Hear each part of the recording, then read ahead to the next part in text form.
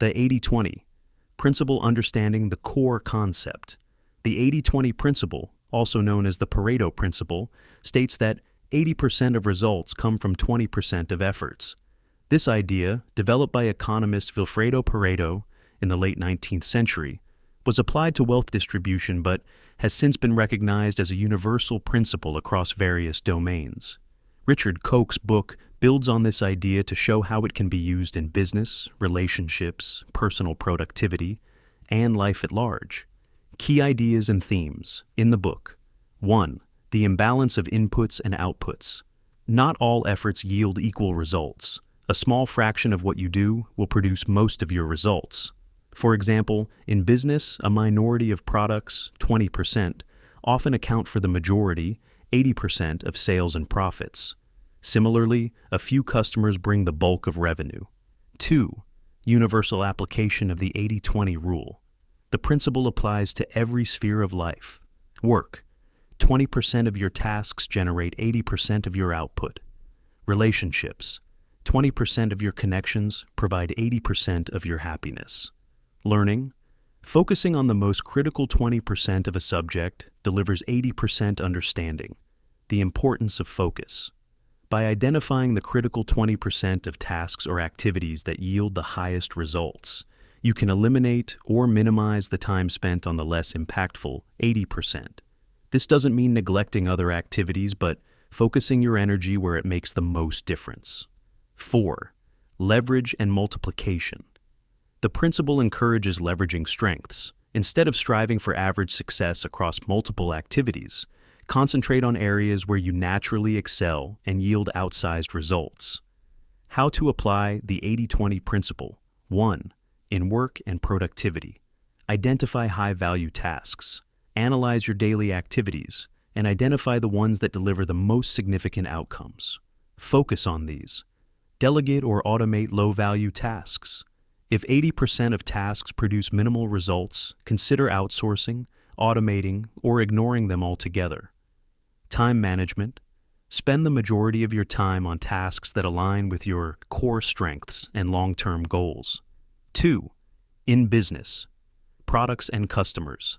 Find the products or services that generate most of your revenue and double down on them. Similarly, focus on the top clients who provide the most value. Marketing.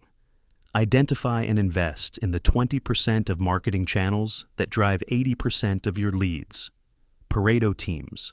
Recognize the high-performing employees or teams who contribute disproportionately and invest in their growth. 3. In personal life, relationships. Identify the few relationships that bring you the most joy and nurture them. Hobbies and passions. Spend more time on activities that genuinely fulfill you rather than dispersing energy across too many areas. Case studies and examples. 1. Business success. Companies like Apple have leveraged the 80-20 principle by focusing on a small number of products that deliver the majority of their revenue. For instance, the iPhone alone contributes significantly to Apple's earnings. 2. Personal finance. Investment portfolios often show that a small percentage of assets yield most returns. Koch recommends focusing on high-performing investments while minimizing effort in lower-yield areas. 3. Time and goal setting. Koch highlights that most people waste time on trivial tasks that don't move them closer to their goals. He suggests identifying the 20% of activities that align with personal values and ambitions. Myths and misconceptions. 1. The 80-20 principle is not a rule of exact numbers. The ratio is symbolic and varies. It could be 70-30 or even 90-10, depending on the context. 2. It's not about neglecting the 80%. While the principle suggests focusing on the 20%, the other 80% isn't irrelevant.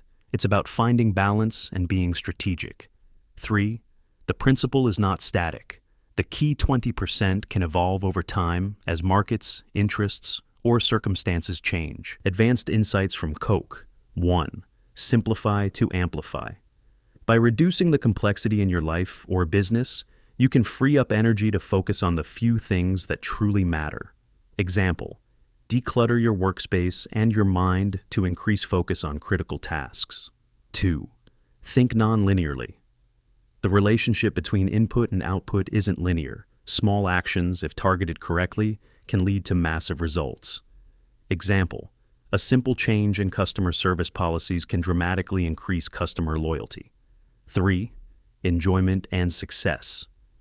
Koch emphasizes that applying the principle isn't just about efficiency, but also about happiness. By focusing on what matters most, you can enjoy your work and life more. 4. Continuous feedback and adaptation.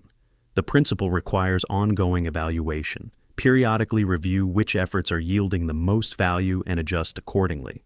Practical exercises to apply. The 80-20 principle. 1. Identify your critical 20%. Make a list of your daily activities and results. Highlight the 20% that leads to your most significant accomplishments. 2. Eliminate or minimize the trivial 80%. Delegate, automate, or drop tasks that don't contribute meaningfully. 3. Set prioritized goals. Focus on a few impactful goals rather than many small ones. 4th, track progress. Regularly assess whether your focus on the 20% is paying off and adjust your efforts as necessary. Challenges in applying the principle. 1. Initial identification. It can be challenging to determine the critical 20% at first. Start with small experiments and refine over time. 2nd, letting go. Many people struggle to eliminate tasks or activities that feel urgent but are not impactful. 3rd, cultural resistance. In work environments, pushing for a focus on the vital 20% may face resistance if others are accustomed to equal effort across tasks. Conclusion: the 80-20 principle is not just a productivity hack, but a profound way to rethink how you allocate time, energy, and resources. By identifying and focusing on the small percentage of efforts that yield the most results, you can achieve more with less, enjoy greater satisfaction, and lead a more balanced life. As Koch puts it, strive for effectiveness, not efficiency. Focus on what truly matters. Thanks for joining me today. If you found this summary helpful and want to dive deeper into more transformative books, don't forget to hit that subscribe button. Join our community of lifelong learners and stay updated on our latest book summaries and insights. And if you enjoyed this video, give it a thumbs up and share your thoughts in the comments below. What principle from this book resonated with you the most? I'd love to hear from you. Until next time, keep reading and keep growing.